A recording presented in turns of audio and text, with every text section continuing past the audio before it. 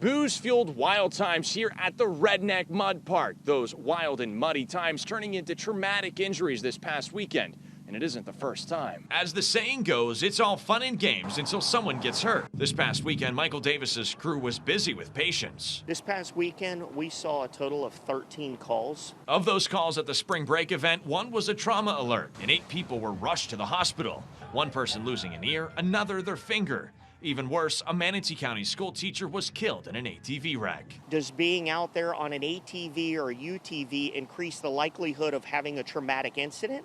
It certainly does. You can see in this 2019 footage from an NBC2 investigation. These events attract thousands of people and plenty of alcohol. At a similar event last November, medics saw 9 patients with 2 trauma alerts. Those including a finger amputation, a fractured femur, and a child hit by an ATV. Kyle Southern said when he moved here from Chicago, it sounded like a fun weekend adventure. After recent events, it's not something that I would want to take my family to. I wouldn't feel safe.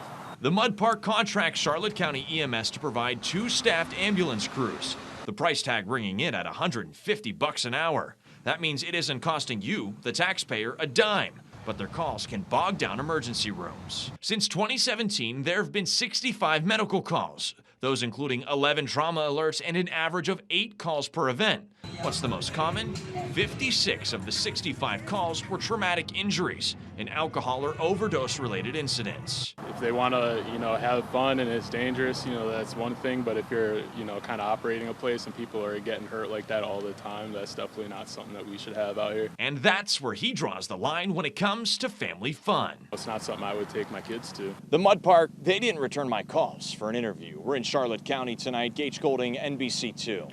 Come Monday, more than half